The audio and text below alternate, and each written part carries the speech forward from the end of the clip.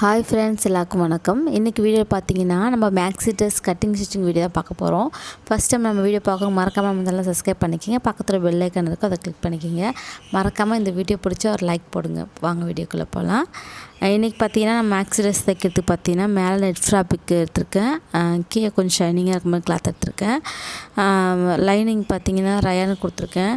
இது பார்த்தீங்கன்னா எல்லாமே வந்து போத்தீஸில் தான் வாங்கினது. இதை நம்ம ஃபஸ்ட்டு லைனிங் வந்து மேலே வந்து கட் பண்ணிக்கலாம். மேலே ஹைட்டுக்கு நான் தனியாக கட் பண்ணி வச்சுருக்கேன். இதை பார்த்திங்கன்னா நம்ம நார்மலாக ரெண்டாக மடிப்போம் இல்லையா, ரெண்டாக மடித்து வச்சுருக்கேன். இப்போ ஹைட் பார்த்திங்கன்னா எனக்கு மொத்தம் 4.5 இன்ச்சு தேவைப்படுது. எனக்கு ஹைட்டோட மொத்த ஹைட் பார்த்திங்கன்னா 13 தான்.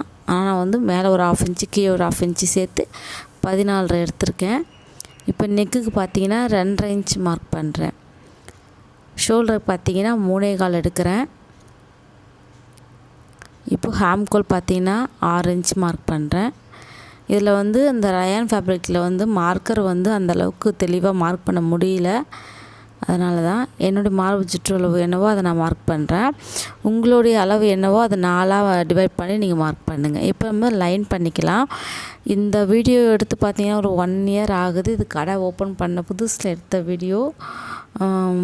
அது என்ன சொல்கிறது, இப்போ நான் டீட்டெயிலாக இப்போ கட்டிங் போட்டு ஸ்டிச்சிங் பண்ணுற வீடியோவும் கண்டிப்பாக நான் உங்களுக்கு பண்ணுறேன். இப்போ வந்து லைன் பண்ணி எல்லாத்தையும் எடுத்துக்கலாம். நெக் வரைகிறதுக்கு கரெக்டாக லைன் பண்ணிக்கோங்க. ஏன்னா இதுக்கு மேலே சாப்பீஸை வச்சு நம்ம எப்படி வரைஞ்சாலும் அந்த ஃபேப்ரிக்கில் தெரியல. முடிஞ்ச அளவுக்கு நான் மார்க் பண்ணியிருக்கேன், கொஞ்சம் பண்ணிக்கிங்க. இது வந்து டைமண்ட் ஷேப்பில் நம்ம மார்க் பண்ணியிருக்கோம். நெக்குக்கு ஸ்ட்ரைட்டாக ஒரு லைன் வரைஞ்சி கட் பண்ணி நம்ம டைமண்ட் ஷேப் எடுத்துகிட்டு வந்துடுங்க. கொஞ்சம் வளைவாக எடுத்துன்னு வந்திருக்கேன், அவ்வளோதான். இதில் வந்து நான் வந்து பிரின்சஸ் கட் தான் போடுறேன்.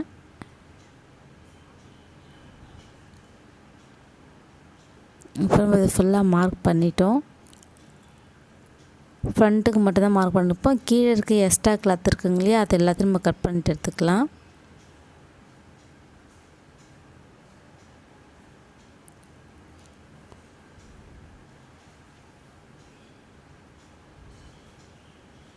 இப்போ கையோட வளைவு ஷேப் எல்லாத்தையுமே கட் பண்ணிவிட்டு எடுத்துகிட்டு நம்ம பிரின்சஸ் கட் போடலாம். பிகினர்ஸ் பார்த்திங்கன்னா இது வந்து கட்டிங் ஸ்டிச்சிங் தனித்தனியாலாம் ஒரே வீடியோவில் இருக்குது. நான் நெக்ஸ்ட் வீடியோவில் பார்த்தீங்கன்னா கட்டிங் டீட்டெயிலாக தனியாக ஒரு வீடியோவும் ஸ்டிச்சிங் தனியாக ஒரு வீடியோவும் கண்டிப்பாக போடுறேன். இப்போ பிரின்சஸ் பார்த்திங்கன்னா அந்த ஆரம்பத்துலேருந்து 4 இன்ச் எடுக்கிற அந்த கார்னரில் நம்ம ஓப்பன் இல்லாமல் இருக்குங்க இல்லையா, அந்த பீஸ்லேருந்து 4 இன்ச் எடுங்க. அந்த 4 இன்ச் பார்த்திங்கன்னா இந்த ஹாம்கோல் சென்டர் பாயிண்டில் போய் டச் ஆகணும். இந்த மாதிரி ஹாம்கோல் அந்த எல் ஷேப் வரைகிறீங்களே அந்த கார்னர்லேருந்து கீழே வரைக்கும் நம்ம டச் ஆகாமல் வரைஞ்சிக்கிங்க. இப்போ இதை நம்ம கட் பண்ணிவிட்டு எடுத்துக்கலாம். இது நீங்கள் வந்து இப்போ இதை கட் பண்ணிட்ட பிறகு பார்த்திங்கன்னா இப்போ நான் இடையில ஒரு மார்க் பண்ணுவேன். இதை மார்க் பண்ணிவிட்டு நீங்கள் கட் பண்ணலாம், ஓகேங்களா. இப்போ இது வந்து 1.5 இன்ச் எடுத்திருக்கேன். கட் பண்ண இடத்துலேருந்து 1.5 இன்ச் எடுத்திருக்கேன். இதை நீங்கள் ஃபஸ்ட்டே மார்க் பண்ணிவிடுங்க, அதுக்கப்புறம் கட் பண்ணுங்கள், ஓகேங்களா. அதை நம்மளோடய கட் பண்ணிட்டோம். அது கட் பண்ணுறா ஒன்றும் பிரச்சனை வராது. பிகினர்ஸாக இருக்கவங்க அந்த மாதிரி பண்ண வேணாம்னு சொல்கிறேன். இப்போ இந்த மாதிரி வளைவாக மார்க் பண்ணிக்கிங்க. வளைவாக மார்க் பண்ணிவிட்டு அதையும் நம்ம வந்து கட் பண்ணிவிட்டு எடுத்துக்கலாம். ஏன்னா நீங்கள் இந்த வளைவு ஷேப்பு கொடுக்குறதான் பார்த்தீங்கன்னா உங்களுக்கு வந்து ஹிப்புக்கிட்ட வந்து அந்த ஷேப்பே வரும், சரிங்களா. இதை கொஞ்சம் நல்லா வளைவாக கட் பண்ணிட்டீங்கன்னா உங்களுக்கு வந்து லூஸ் வராது, ஃபிட்டிங் நல்லா கரெக்டாக இருக்கும் உங்களுக்கு.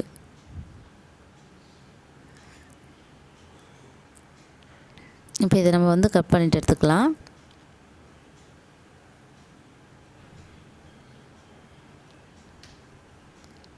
இப்போ மேலே இருக்கிற நெக்கை வந்து அதே போல் கட் பண்ணிட்டு எடுத்துக்கலாம். நெக்கு பார்த்தீங்கன்னா இது நான் கொஞ்சம் உள்பக்கமாக, அதாவது அந்த 2.5 இன்ச்சு இல்லாமல் ஒரு 1/4 இன்ச்சுக்கு உள்பக்கமாக எடுத்துகிட்டு போயிருக்கேன்.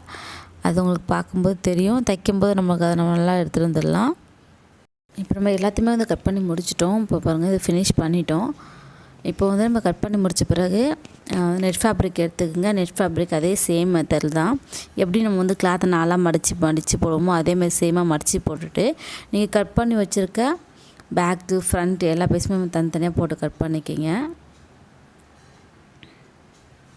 இப்போ நான் இதில் வந்து பேக்கு ஃப்ரண்ட்டு ரெண்டுத்துமே ஒரே தான் கட் பண்ணுறேன். நெக்கை மட்டும் கட் பண்ணல. நான் நெக்கு நம்ம வந்து ஃப்ரண்ட்டுக்கு வேறு மாதிரி கொடுத்துருக்கோம், பேக்குக்கு வேறு மாதிரி கொடுத்துருக்கோம். அதனால் நெக்கை மட்டும் நான் எப்பயுமே வந்து நெக்கோட ஷேப்பை மட்டும் ஒரிஜினல் பீஸில் எடுக்க மாட்டேன், லைனிங் பீஸில் மாதிரி தான் கட் பண்ணுவேன். தைக்கும்போது தான் நம்ம வந்து கட் பண்ணி எடுப்போங்களே, அந்த மாதிரி தான் தைப்பேன். இப்போ இந்த சைடில் இருக்க இந்த பீஸையும் நம்ம வந்து அட்டாச் பண்ணி அப்படியே கட் பண்ணி எடுத்துக்கலாம்.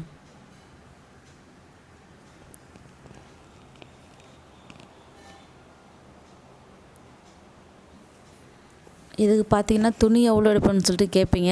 இதுக்கு நான் வந்து லைனிங் கிளாத் பார்த்தீங்கன்னா மேலே இருக்கிற நெட் ஃபேப்ரிக் பார்த்தீங்கன்னா 1 மீட்டர் எடுத்திருக்கேன். இப்போ வந்து நம்ம கையை கட் பண்ணிக்கலாம். கையோட ஹைட் பார்த்தீங்கன்னா நான் வந்து 10.5 இன்ச் வச்சுருக்கேன். தையலுக்கு சேர்த்து 11 இன்ச் வச்சுருக்கேன்.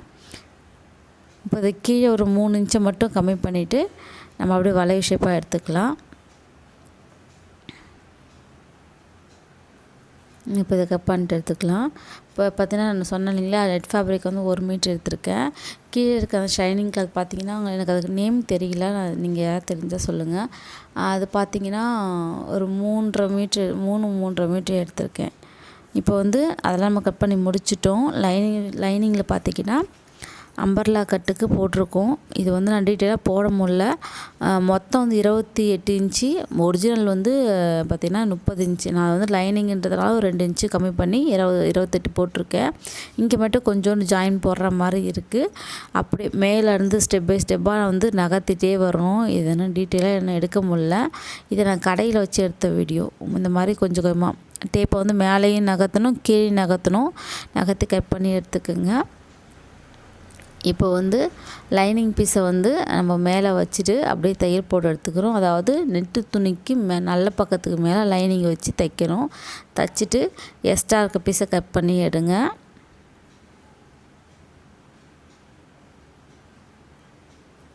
இப்போ இது வந்து முடிச்சிட்டோம். இங்கே பாருங்கள், இது தைச்சிட்டோம். இப்போ இந்த எக்ஸ்ட்ரா இருக்க நெட்டை வந்து நம்ம கட் பண்ணிவிட்டு எடுத்துக்கலாம்.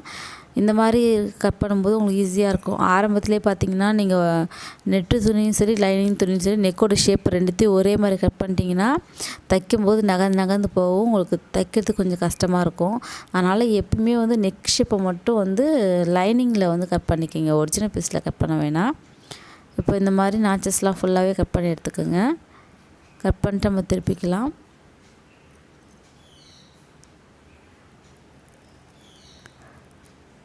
இது பார்த்திங்கன்னா நான் வந்து ஃபேண்ட்டு கொஞ்சம் முட்டிலேருந்து கொஞ்சம் ஹைட் மட்டும் இறக்கியிருக்கேன். உங்களுக்கு நல்லா ஃபுல்லாக வேணும்னா நீங்கள் ஒரு 4 மீட்ரு எடுத்துக்கலாம். அதாவது கீழே இருக்கிற துணி மட்டும் 4 மீட்ரு எடுத்துக்கலாம். ஓகேங்களா.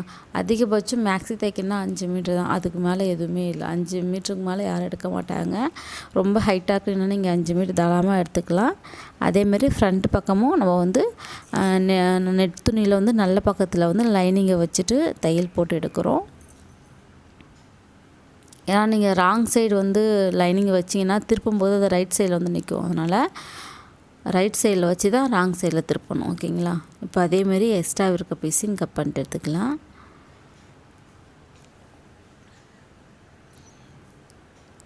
இந்த நாச்சஸ் போடும்போது தான் உங்களுக்கு வந்து அந்த நெக்கோடைய ஷேப் வந்து உங்களுக்கு நல்லா கிடைக்கும். அதேமாரி நெக்கோடைய ஷேப்புக்கு பார்த்தீங்கன்னா கார்னரில் ஊசியை உள்பக்கமாக விட்டு நல்லா எடுத்தால் தான் உங்களுக்கு அந்த ஷேப் கிடைக்கும். ஓகேங்களா. அது மாதிரி நல்லா பார்த்துக்குங்க. இப்போ இதை சின்ன பசங்களுக்கு தைக்கணும், ஒரு வயசு பசங்கள்லேருந்து ஒரு 8 வயசு பசங்க, அது மாதிரி சின்ன பசங்களை தைக்கும்போது ஒரு மீட்ரு 2 மீட்டர்லேருந்து 2 மீட்டர்லேருந்து சாப்பிட்லாம். ஒரு 6 மாத குழந்தைங்க ஒரு மீட்ரு போதும் உங்களுக்கு. அப்படியே கொஞ்சம் கொஞ்சமாக ஒரு 1.5 மீட்ரு 2 மீட்ரு அதிகபட்சம் ஒரு 2.5 மீட்ரு வரைக்கும் எடுத்துக்கலாம் பசங்களுக்கு. அதுலேயும் அழகாக ஃபினிஷ் பண்ணலாம். ஏன்னா இதுக்கு வந்து மாமன் டாட்டர் காம்போ கேட்பீங்க. அந்த மாதிரி இருக்கவங்க பார்த்தீங்கன்னா இந்த மாதிரி எடுத்துக்கோங்க. உங்களுக்கு ஒரு 4 மீட்ரு 5 மீட்ருனா பசங்களுக்கு ஒரு 6 வயசு 7 வயசு பசங்க இருக்காங்கன்னா அவங்களுக்கு அதுக்கு தகுந்த மாதிரி எடுத்துக்கலாம். ஒரு 2.5 மீட்ரு. கொஞ்சம் ஹைட்டாக இருக்காங்கன்னா அவங்களுக்கு 2.5 2 அது மாதிரி எடுத்துக்கலாம். 2 எடுத்திங்கன்னா உங்களுக்கு அழகாக ஃபினிஷ் பண்ணலாம். அதாவது மொத்தமாகவே சொல்கிறேன், ஃபினிஷ் பண்ணலாம். இது துணிலாம் எங்கே எடுத்தேன் பார்த்தீங்கன்னா போத்தீஸில் தான் எடுத்தேன். போத்தீஸில் ரேட் அதிகம் தான், பட் கலெக்ஷன் நல்லாயிருக்கும். போத்தீஸில் எடுத்து நம்ம மற்ற கடையில் போய் எடுக்கும்போது கலெக்ஷன் அந்தளவுக்கு இருக்குது, நிறையா இல்லை, கொஞ்சமாக தான் இருக்குது. போத்தீஸில் கலெக்ஷன் நிறையா இருக்குது. கொஞ்சம் மெட்டீரியல் நிறைய டிஃப்ரெண்ட்டு இருக்குது. கலெக்ஷனுக்கு கலர்ஸில் தவிர மெட்டீரியல் கலெக்ஷன் எல்லாமே நிறையா இருக்குது. அதனால் நான் போத்தீஸில் தான் எப்பவுமே எடுப்பேன். நிறைய பேர் கேட்பீங்க எங்கே எடுப்பீங்கன்னு சொல்லிட்டு. இது பார்த்திங்கன்னா இப்போ வந்து பிரின்சஸ் சைடில் கட் பண்ண இல்லைங்க இல்லையா, அதை வந்து அட்டாச் தான் பண்ணியிருக்கோம். அட்டாச் பண்ணிவிட்டு இந்த மாதிரி ஸ்டெப் பை ஸ்டெப்பாக கொஞ்சம் கொஞ்சமாக அந்த மாதிரி நகர்த்திட்டே வந்து அட்டாச் பண்ணுங்கள். இதை வந்து நீங்கள் மேலேருந்து எடுத்துகிட்டலாம், கீழே இருந்தும் வச்சு தைக்கலாம். பட் மேலேருந்து தைக்கிறது கொஞ்சம் சேஃப். ஓகேங்களா? அப்போ இது ஃபினிஷ் பண்ணிட்டோம். இப்போ பார்த்தீங்கன்னா உங்களுக்கு வளைவு ஷேப் இருக்கும். இது பார்த்தீங்கன்னா உங்களுக்கு இப்படி தைக்கும்போது பார்த்தீங்கன்னா சுருக்கெல்லாம் எதுவும் இல்லாமல் தைங்க. அப்போ தான் உங்களுக்கு கரெக்டாக இருக்கும். பாருங்கள், இந்த மாதிரி ஷோல்டரில் வச்சுக்கிங்க. கரெக்டாக அந்த பாயிண்ட்டை வச்சு கொஞ்சம் கொஞ்சமாக தைக்கணும். இப்போ ரெண்டுத்தையும் நம்ம வந்து ஃபினிஷ் பண்ணி முடிச்சிட்டோம். பேக் பீஸ் பாருங்கள், பேக் ஃப்ரண்ட்டை எப்படி வந்து நெக் எடுத்தோமோ அதே மாதிரி பேக்கே எடுத்துட்டோம். இப்போ மேலே இருக்க பாடி பார்ட்டையும் கீழே இருக்க அந்த ஸ்கெட்டோட இதையும் அட்டாச் பண்ண போகிறோம். இந்த மாதிரி வச்சுக்கிங்க. வச்சுட்டு ஸ்டெப் பை ஸ்டெப்பாக ஒரு 1/2 இன்ச் கேப் விட்டு ஸ்ட்ரைட்டாக ஒரு தையல் மட்டும் போட்டு எடுத்துக்கோங்க. ஏன்னா நம்ம ஆல்ரெடி இதை வந்து மார்க் பண்ணி கட் பண்ணி தான் வச்சுருக்கோம் ஷேப் எடுத்து. அதனால் எக்ஸ்ட்ரா ஷேப்பில் எதுவும் எடுக்க தேவையில்ல. கார்னர்லேருந்து இந்த கார்னர் வரைக்கும் ஒரு 1/2 இன்ச் கேப் விட்டு ஒரு ஸ்டிச் பண்ணி எடுத்துக்கோங்க. இது நம்ம வந்து கட்டிங்கும் ஸ்டிச்சிங்கும் ஒரே வீடியோவில் போட்டதுனால கொஞ்சம் லென்த்தாகிடுது. அதனால் வந்து அதிகமாக வாய்ஸ் கொடுக்க முடியல. அதே மாதிரி பார்த்தா வீடியோ ரொம்ப லென்த்தாக இருக்குது. லென்த்தாக இருந்தாலும் அந்தளவு பார்க்க மாட்டேங்குது தான். ஓரளவுக்கு கொஞ்சம் ஷார்ட்டாக போட்டிருக்கேன். பிகினர்ஸ்க்கு பார்த்திங்கன்னா ஓரளவுக்கு பிகினர்ஸுக்கு புரியும்னு நினைக்கிறேன். புரியலன்னா ஃபீல் பண்ணிங்கன்னா மெசேஜ் பண்ணுங்கள். நான் கட்டிங் ஸ்டிச்சிங்கும் தனித்தனியாக போடுறேன். அப்போ நம்ம டீட்டெயிலாக உங்களுக்கு சொல்ல முடியும். அதனால தான் இப்போ வந்து அட்டாச் பண்ணிட்டோம். இது மேலே படிகிற மாதிரி இப்படி எடுத்து இது மேலே ஒரு தையல் போட்டுக்கலாம். தையல் போட்டு தான் உங்களுக்கு ஃபினிஷிங் நல்லாயிருக்கும். அது மேலே மட்டும் ஒரு தையல் மட்டும் போட்டு எடுத்துக்கோங்க. இப்போது ஃப்ரண்ட்டு பேக் ரெண்டுத்தையும் நம்ம தான் அட்டாச் பண்ண போகிறோம்.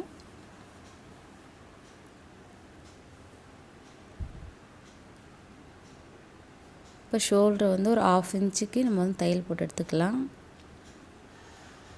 இதே போல் இந்த பக்கமும் தையல் போட்டு எடுத்துக்கோங்க.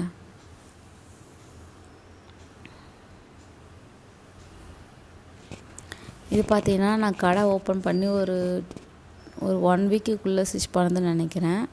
இது நான் எனக்கு ஸ்டிச் பண்ணது. கடையில் போய் ஸ்டிச் பண்ண ஃபஸ்ட்டு ட்ரெஸ் எனக்கு இது. இது பார்த்தீங்கன்னா இப்போ கையை பார்த்தீங்கன்னா லைனிங் கொடுக்கல. ஏன்னா மேக்ஸிமம் பார்த்தீங்கன்னா நெட்டுக்கு வந்து லைனிங் கொடுத்தீங்கன்னா உங்களுக்கு அந்தளவுக்கு லுக்காக இருக்காது. லைனிங் இல்லாமல் ஸ்லீவ் போட தான் நல்லாயிருக்கும். இப்போ வந்து ஒரு 1/2 இன்ச்சு மட்டும் மடித்து மட்டும் தைக்கிறேன். வேறு எதுவும் நான் பண்ணலை. பாருங்கள், ஒரு 1/2 இன்ச்சு மட்டும் மடித்து எடுத்துக்கிறேன். சென்டரை கட் பண்ணி வச்சுக்கிறேன்.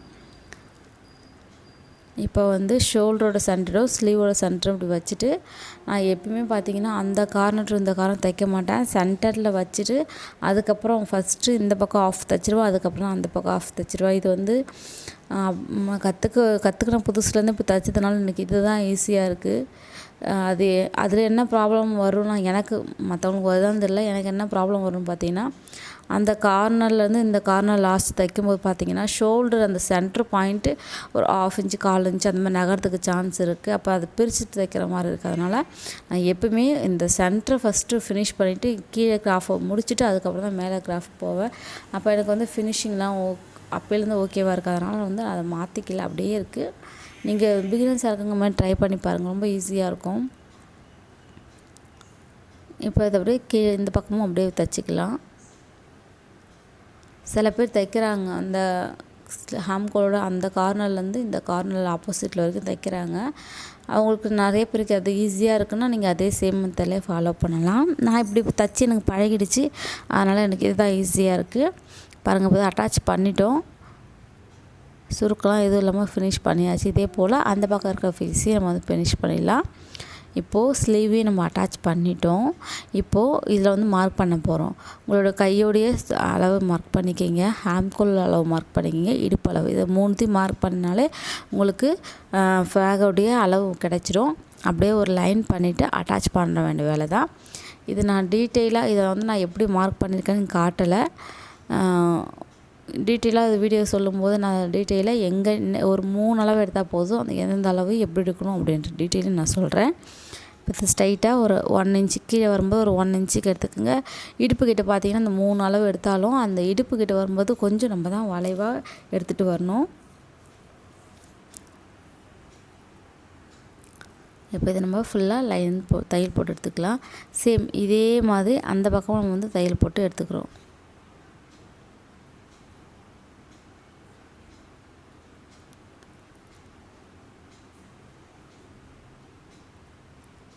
தைக்கும்போது பார்த்தீங்கன்னா உங்கள் கையில் தான் இருக்குது. தையல்லாம் நேராக போடுங்க, வளைவாக போடாமல் கொஞ்சம் மெதுவாக தைங்க.